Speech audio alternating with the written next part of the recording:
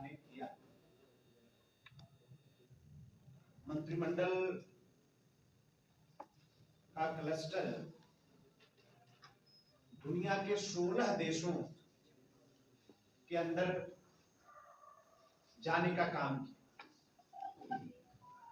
जो दुनिया के 16 देश हैं, वहां के निवेशकों के साथ संवाद स्थापित करना, उनको उत्तर प्रदेश की खूबियों के बारे में, जो उत्तर प्रदेश की सरकार ने रोड कनेक्टिविटी के क्षेत्र में काम किया, जो एयर कनेक्टिविटी के क्षेत्र में काम किया, जो लॉ एंड ऑर्डर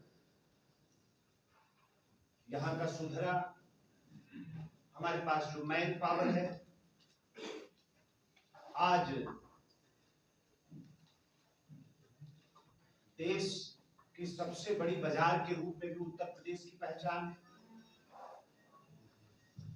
एक निवेश का जो गंतव्य होना चाहिए, उसकी सभी खूबियों को लेकर उत्तर प्रदेश के संदर्भ में हम लोग दुनिया के विभिन्न देशों में जाकर वहां के निवेशकों के साथ हम लोगों ने चर्चा की। उसमें हमारी काशी है, गोरखपुर, हमारा प्रयागराज, ये टॉप 10 में आ गया। बुंदेलखंड का झांसी ये टॉप 5 में ये आ गया।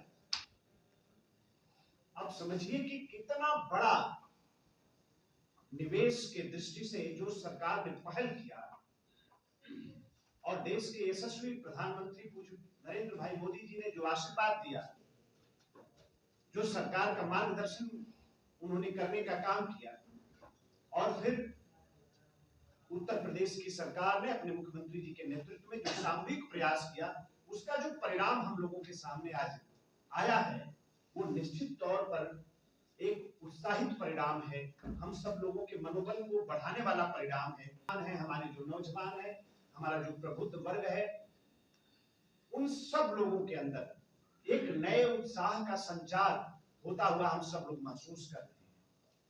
एक बड़ा समर्थन, और हम यहीं तक नहीं रुकने वाले। ग्लोबल इन्वेस्टर समिट को लेकर हम सब लोगों ने, उत्तर प्रदेश की सरकार ने, योगी जी की सरकार ने रोड शो करने का काम किया,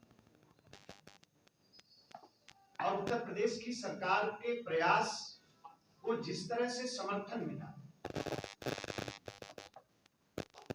लोगों का जिस तरह से, निवेशकों का आकर्षण जिस तरह से बढ़ रहा है, समझिए आप कि 10 लाख करोड़ के लक्ष्य के साथ हमने इस अभियान की शुरुआत की, और ग्लोबल समिट जब हम 12 तारीख को उसका जब समापन हो रहा था, तो श्रद्धेय मुख्यमंत्री जी ने जो आंकड़ा प्रस्तुत किया, 32.5 लाख करोड़ के निवेश का एमओयू साइन। तो एक तरीके का भरोसा, एक तरीके का विश्वास जिस उत्तर प्रदेश के तरफ निवेशक आना नहीं चाहते, देखना नहीं चाहते, उस उत्तर प्रदेश में आने के लिए निवेशकों के अंदर एक प्रकार की होड़ लगी है। एक कंपटीशन सा हो रहा है, प्रतियोगिता जैसी हो रही है। और हम लोग तो पूर्वांचल के इलाके में बैठे हैं, पूर्वांचल की ये धरती है, जिस पूर्वांचल को पूरी तरीके से गुंडा और माफियाओं के हवाले कर दिया गया था। आज जो उत्तर प्रदेश की सरकार ने काम किया है, उसका जो परिणाम 10 लाख करोड़ के आसपास का निवेश तो सिर्फ हमें पूर्वांचल में मिल रहा है। बुंदेलखंड को लोग मानते थे कि प्रदेश ही नहीं, देश का सबसे पिछड़ा इलाका। हम ब्रेकिंग सेरेमनी भी हम करेंगे। श्रद्धेय मुख्यमंत्री जी ने ये लक्ष्य दिया कि हर 6 महीने पर हम निवेश को धरातल पर उतारने का भी काम करें। नहीं, देश के अंदर हम लोगों ने बहुत जगह देखा है कि एमओयू तो साइन हो जाते हैं, लेकिन बाद में निवेश धरातल पर नहीं उतरता। तो उसके लिए भी योजनाबद्ध तरीके से, चरणबद्ध तरीके से सरकार ने पूरा प्लान किया है, पूरी योजना बनाई है कि ये जो 32-32.5 लाख करोड़ का एमओयू हमें हासिल हुआ है, इसको धरातल पर हमें कैसे उतारना है। तो हर 6 महीने पर निवेश को धरातल पर उतारने का भी हम प्रयास करेंगे और समारोह के माध्यम से सभी प्रेस के साथी को बुलाकर, अभी 10,000 से ज्यादा हमारे उद्योग बंधु के लोग यहाँ पर बैठे हैं। मैं उत्तर प्रदेश की सरकार की तरफ से मैं बड़ा अभिनंदन करता हूँ, आप सभी लोगों का बड़ा स्वागत करना चाहता हूँ। 10,000 से ज्यादा निवेशक उत्तर प्रदेश में आए, ये अपने आप में रिकॉर्ड है।